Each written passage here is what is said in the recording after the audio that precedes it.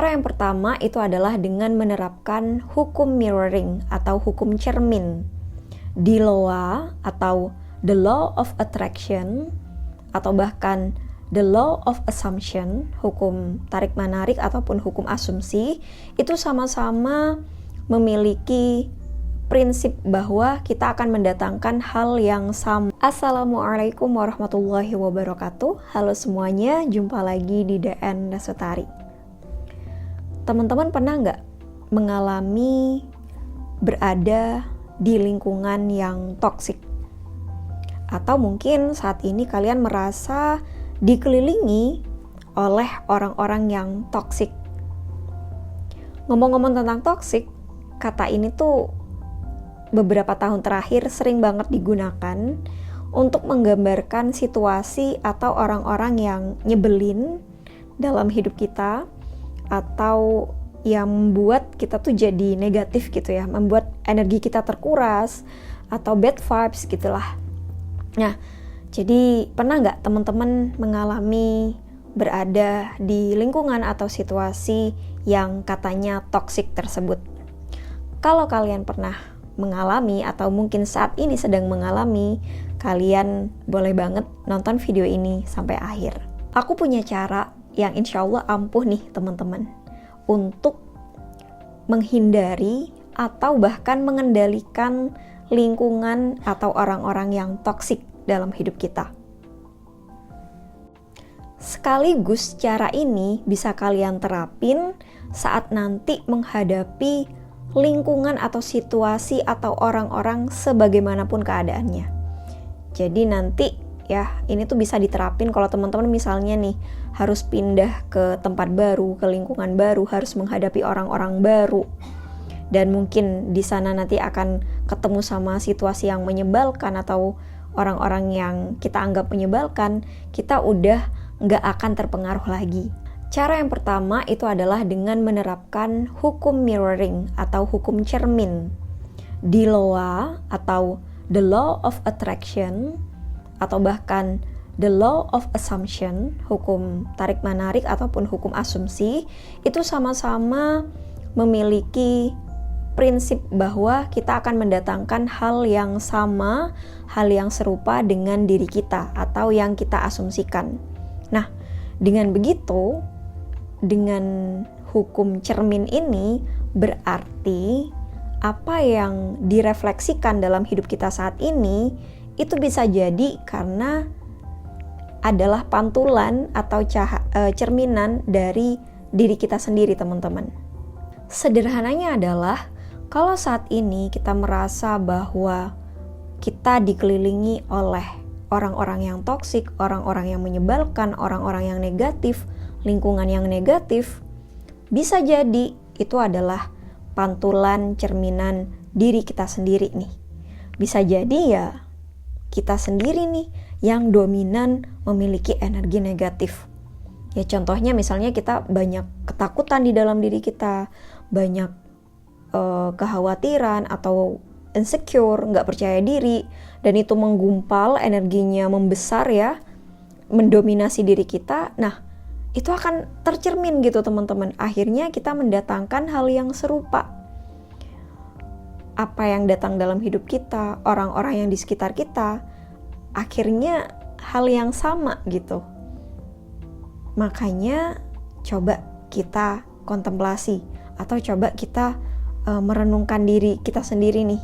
Jangan-jangan kita nih orang yang toksik tersebut, sehingga ya orang-orang yang datang atau lingkungan yang ada di diri kita saat ini orang-orang yang toksik juga.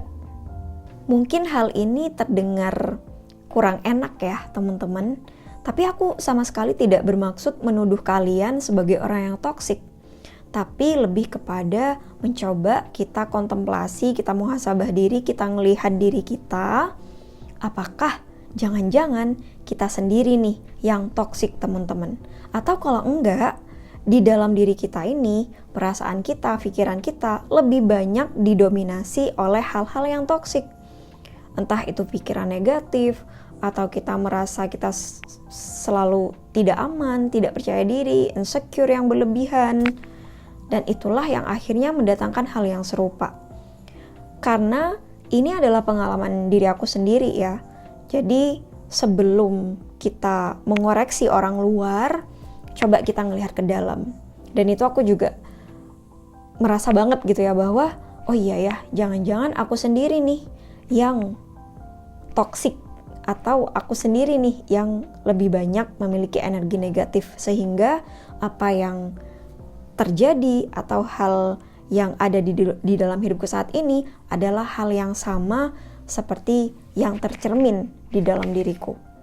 Ternyata teman-teman, cara ini juga dilakukan oleh para nabi.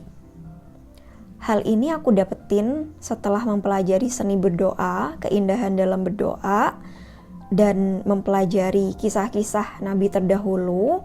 Contohnya aja kisah Nabi Adam dan kisah Nabi Yunus. Dari kisah kedua nabi ini, aku memetik pelajaran bahwa saat nabi-nabi tersebut menghadapi suatu masalah, menghadapi sesuatu yang sulit gitu ya, dalam situasi yang sulit, Nabi Yunus harus berada di dalam kegelapan perut paus, kemudian Nabi Adam harus turun ke bumi, terpisah dari istrinya, terusir dari surga. Nah, itu kan situasi yang sangat sulit ya, atau bisa dibilang situasi yang tidak enak.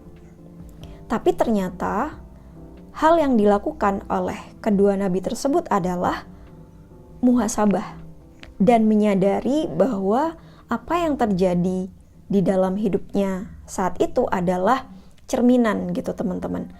Oleh sebab itu, yang dilakukan oleh para nabi, Nabi Yunus dan Nabi Adam itu adalah berdoa meminta ampun. Kalau doanya Nabi Adam itu ada di Quran surah Al-A'raf ayat 23. Rabbana zalamna anfusana wa illam taghfir lana wa tarhamna lanakunanna minal khasirin. Dan kalau doa Nabi Yunus itu la ilaha illa anta subhanaka inni kuntu minadh dhalimin. Dari kedua doa tersebut artinya mirip-mirip, yaitu pengakuan, kesadaran bahwa diri kita lah yang sudah menzolimi atau menganiaya diri kita sendiri. Nah, dari situ kita bisa memaknai ya bahwa saat kita dihadapkan oleh situasi yang sulit atau mungkin orang-orang yang toksik, kita nggak perlu menyalahkan di luar diri kita teman-teman. Ya meskipun memang orang tersebut yang menyebalkan atau lingkungan kita saat ini yang menyebalkan, kita udah nggak usah ngelihat keluar terlebih dahulu ya. Coba kita kembali ke dalam diri kita. Kita perbanyak muhasabah, kita perbanyak minta maaf, seperti yang dilakukan oleh para nabi. Nabi Adam tidak menyalahkan istrinya, tidak juga menyalahkan iblis ya. Nabi Yunus juga sama, tidak menyalahkan umatnya atau tidak menyalahkan tidak menyalahkan paus yang sudah menelan dirinya, tidak menyalahkan siapa-siapa teman-teman.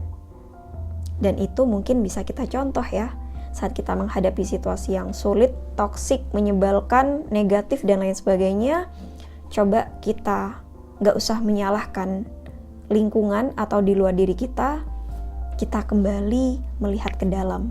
Jadi sering-seringlah melihat diri kita sendiri teman-teman. Kita sering berkontemplasi, muhasabah, merenung, dan juga bisa ditambahi dengan memperbanyak doa, pengakuan atas kesalahan diri kita, minta ampun kepada Allah. Bisa pakai doanya Nabi Adam atau juga bisa pakai doanya Nabi Yunus. Insya Allah teman-teman, kalau teman-teman bisa berkontemplasi, menyadari tentang keadaan diri kita, lalu banyak-banyak pengakuan kesalahan, minta ampun, minta maaf kepada Allah, insya Allah kita akan jadi jauh lebih tenang, kita jadi lebih stabil, kita nggak lagi menyalahkan di luar diri kita, yang terjadi di luar ya udah gitu, nggak akan mempengaruhi kita dari dalam. Dan kalau kita sudah benar nih, diri kita sudah benar, kita sudah memancarkan energi yang tenang, yang positif ya, energinya sudah bagus, maka insya Allah apapun di hadapan kita nanti, entah akan ketemu sama orang yang nyebelin atau lingkungan yang tidak menyenangkan, kita sudah tidak akan terpengaruh oleh itu, teman-teman ya. Nggak ada lagi tuh yang namanya kita menghadapi atau ketemu sama lingkungan ataupun orang-orang yang toksik, karena di dalam diri kita sudah tenang gitu, nggak akan menyalahkan di luar diri kita lagi. Oke, mungkin segitu dulu teman-teman yang bisa aku share ke kalian di video kali ini. Oh ya, ngomong-ngomong tentang seni berdoa, aku punya kelas online yang materinya khusus tentang seni berdoa.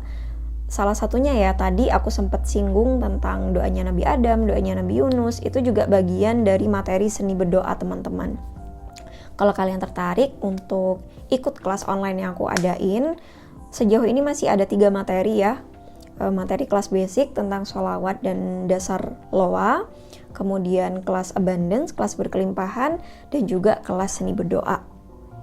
Biasanya aku adain di setiap akhir pekan, akhir minggu. Kalau teman-teman tertarik, coba aja cari tahu infonya atau cara pendaftarannya dengan follow akun Instagramku di @dnresutari. Nah, di situ kalian akan ada story atau highlight ya tentang kelas online, gimana cara daftarnya, kapan jadwal kelasnya. Jadi silakan kalau teman-teman tertarik untuk join di kelasku. Terima kasih ya udah ngikutin video ini sampai akhir, dan sampai jumpa lagi di video-video yang selanjutnya insyaallah. Wassalamualaikum warahmatullahi wabarakatuh. Bye bye.